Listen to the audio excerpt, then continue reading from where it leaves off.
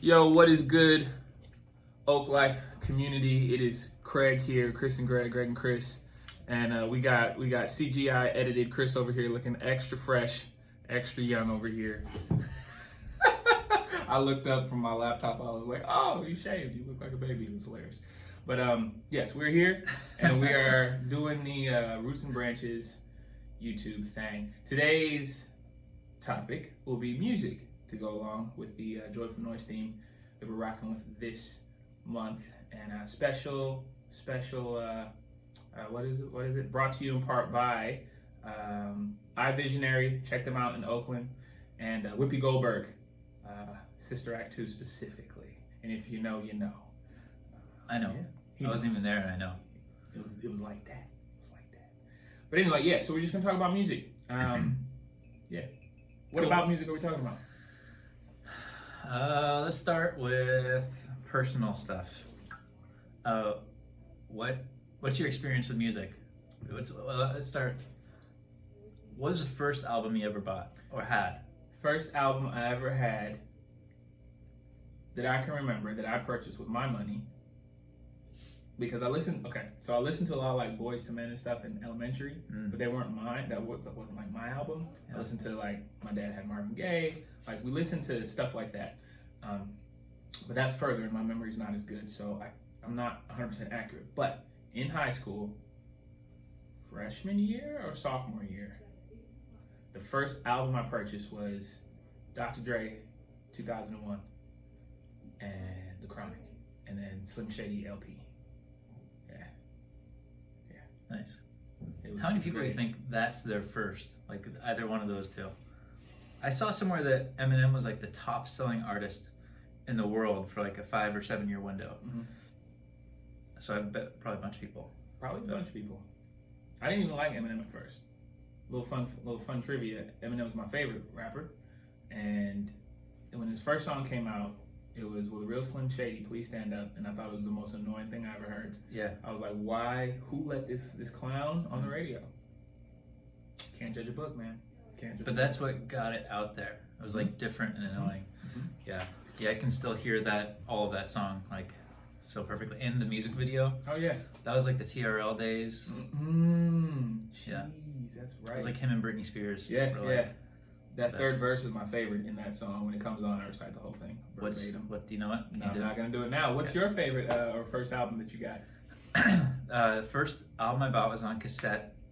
It was Green Day Dookie. So a little bit before Chronic, or it was Dre 2000. Mm-hmm. Was it? A little bit before that.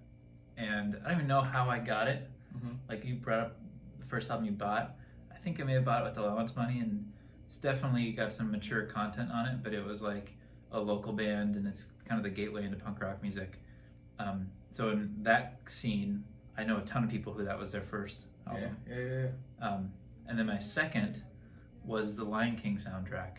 It's a very different direction. Did you make a vomit gag? No. Or I just was a laugh? gonna go Pennsylvania, but then I Oh. decided not to. It looked like a gag. No, I didn't get And it. I was No, like, wait, the Lion King yeah, is classic. exactly. I was gonna go in, but I didn't. Okay. All right. Just go for it. Next Don't time. hold back. Fun fact, bro. No, there might be people watching this who do not know what you mean by a cassette. People know what I mean. You They just- sure? Yeah. You sure, Yeah. Who wouldn't know what a cassette is? bro? They may not know, like, have had them. Like, I remember when CDs were starting to be a thing. I had a mini disc player. Nice. Did you? Me too. Nice. It was supposed to be the future. It was. And then, yeah. just like Segways, it's supposed to be the future. It's getting off subject. Tangents. Okay. So music, I think everyone's got like their own story with music and how much it's a part of their life. I don't think I've ever met anybody who like doesn't like music. They may not be big fans or like obsessed, or they buy albums or whatever, but music is everywhere. And I kind of watched the talk from Sunday that Erin gave. She did an awesome job of sharing like how powerful music is and what it does to us. So I love that. Like I've thought about like the spirituality of music. Music is a really spiritual thing because it's like, it's not a thing. It's just sound waves in the air. It's not like something you can like hold. Yet those sound waves and patterns and melodies at certain frequencies affect our emotions and heart, and make us feel things. And I think about like every spiritual tradition has some form of music.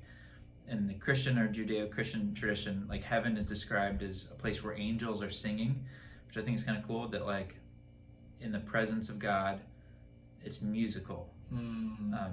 So That's good. there's ramifications there. I love that Aaron touched on like the intercultural language that music is. I think a lot of us have experienced that. Like you don't know the words, but you feel the emotions behind it. I like that. It was good. Yeah, what about like what's been your experience with church music in general? Like yeah, did you always like it because you do music at Oak Life? Have there been places where you're like, oh, this is weird music, or this doesn't make sense, or yeah, what's been your relationship experience with church music? So, growing up, attending Catholic churches for a stint of time, we would always just make fun of the choir because we didn't know like the cultural relevance of the song or anything. We just knew that there was one singer who extended the note longer than everyone else every time they sang a song.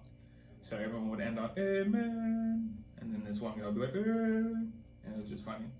So that was my first experience with church That's music. your first like memory of church music.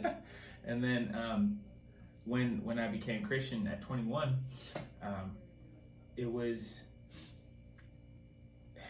really poppy, punky type music, like Christian music that I was exposed to. Do you remember any of the bands? I don't, dude.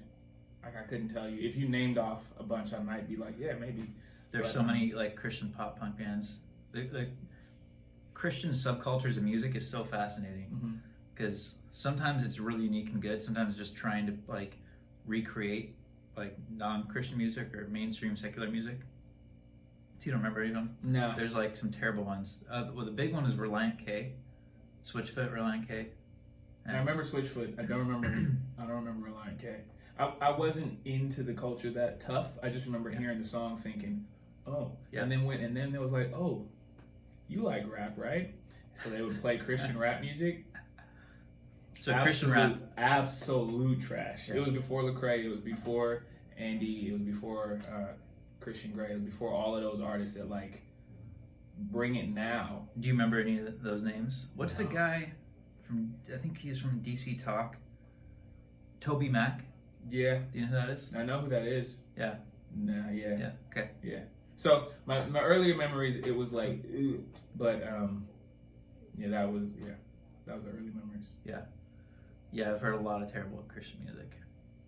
Why do you think Christian music is bad sometimes? Here's my thought.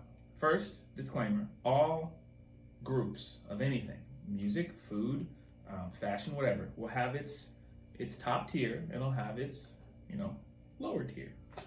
And Christian music, just like anything else, has its lower tiers and its upper tiers. To answer your question, why I think it is bad is because it's, at least for, I'll just speak on the early stages of Christian rap as were exposed to me. They were trying to be something. There was a level of inauthenticity, and anything that's inauthentic is less than quality. What do you mean trying? So like, hey, you have to rap about X, Y, or Z. Like, talk about God. Yeah. And that's different than like just rapping about your lived experience or yeah. Okay. I And agree. this is popular right now. Let's try Be to like emulate that, this. yeah. Oh, there was this movie, and I forget what it was called, but the opening scene, there was these two kids on a bike, and they were riding their bike, and they looked at these cool. They was like, "Oh, those guys are cool over there. What are they doing? Oh yeah, they're doing hip hop." And it was three dudes, and they're just doing like this, and they were like so aggressive, and it was like whoever wrote that scene was like, "Oh yeah, hip hop is a thing. Let's put it into our movie, and let's try to be." Yep. It was bad. Yeah. It was bad. Imitation is bad. That I totally see that. I think Christians are guilty of that. Like we have to, hey, let's make a song about joy because we have to, rather than like writing from a place of joy in that moment where it's authentic. Quick plug: this Sunday, if you watch this before December 8th, it's a hip hop Sunday in a sense, spoken word poetry, and Greg's gonna be talking, so it's gonna be cool. Yeah, I remember. So I got into punk rock music in high school, and my friends and I were super excited about SLC Punk, this movie that came out with Matthew Lillard. No. Yeah, I won't go there. All right. That's like the extent of my impressions. Just right Literally, there. it wasn't bad. It wasn't bad. It was good. And we were like, oh yeah, this will be great. This movie is gonna like talk about like our stuff, and they got it all wrong because they were trying, I think, too hard, and they didn't ask people who were actually in that scene. Mhm, Yeah. mhm. Yeah, True story, man. music, It's good. It's good. Music is very good. music. We hitting a little. Hey, we're hitting the wall. Hey, we're 10 minutes in. Let's close out. Is that all we wanted to talk about? Was there anything else we brainstormed? We brainstormed like the importance of what like music is, even without words, like the vibrations of it. One thing that Aaron talked about was, to that point, the beauty of music, how it transcends words. Sneak peek, I'm gonna actually talk a lot about the words in music this coming Sunday. So there's a lot to be said depending on what direction we go. Yeah. And we can go probably for a while. Cool. Well, I want to say that I like that Aaron touched on the importance of singing together, like how special of a thing that is, and something that we take for granted, and is really, I think, sacred, even if you're not good at it. Like, some of my favorite things in Sunday are the people who don't have great voices but don't care, because there's some sort of expression that's happening. It's just really beautiful. So I love the awkward singing. It's authentic. Yeah, it's authentic. You don't know, there's no like trying to impress. There's no hidden motive. Like, this person, these people, they love what they're doing, and it's a beautiful thing. It's real. Speaking of beautiful things, what is the album that you play, or song, or even genre, but more specifically album or song, that you play when you want to feel good? You wanna not necessarily like amp up for anything, but you're like, oh, this is trip down memory lane, or this is gonna put me in a good mood. What do you play?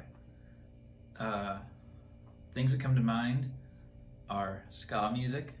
It's just pure joy. Often. What does that sound like? It's pop punk with horns. Okay. Ska. It's like pop punk and reggae mixed together a little bit. I wanted you to do an impression. Oh, I know can't. what it is. Oh, I see. No, I can't. You can't really do an impression of ska. Yeah. But one of the goofiest dances you'll ever see is like a white kid dancing to ska. There's like, it's called skanking, which actually is its own form of dance, and it goes back to like rocksteady and stuff. But in like places like where I grew up, if there's like a ska show, you'd see some really goofy dancing. Is it like a lot of arms and? You want me to? I kind of do. Like basically you're just like doing this. But imagine my legs, and it's like supposed to be ironic and funny and like free. I think that's the thing is, it's like, let's just be free and be goofy. Okay, that's cool. But then second, there's this band from New Orleans called Nathaniel. I think it's Nathaniel Ratcliffe, or is that who's the Harry Potter guy? Nathaniel. I think it's Nathaniel Ratcliffe and the Night Sweats, and they do super fun, soulful, bluesy rock music, and I put that on, and me and Elliot, my son, we dance. It's great. It makes me feel joy. That's what's up, man. How about you? So a ton of different things popped into my head as you were talking, but I'll just use the most recent one. I was working on a project, had to stay up late, and I was falling asleep, and I was like, I need some good music to keep me up. So I put on the album that I put on every time I would drive to LA and back and needed to stay awake, and that is Kanye West, Late Registration. That is probably one of 5 albums that I can listen to front to back, say every lyric, and not get tired of it. It is good stuff. So shout out to Kanye. Crazy. I feel like he's come up in like almost every podcast. Or what do we do with that? Mr. West, Mr. West. Get out of our video cast, Kanye. Stop it. He's everywhere. Can't stop him. But that's good stuff. So if you want to receive a challenge, it would be to find a song or album or even genre that just makes you happy, and then go listen to it. That'd be the takeaway from Greg today. Cool. And come to Hip Hop Sunday. Or what is it? Is that the... yeah, Hip Hop Sunday, Lyrical Assembly Takeover. What's in the name, right? Just show up. Yeah. Have fun. Okay. Join in. Peace out.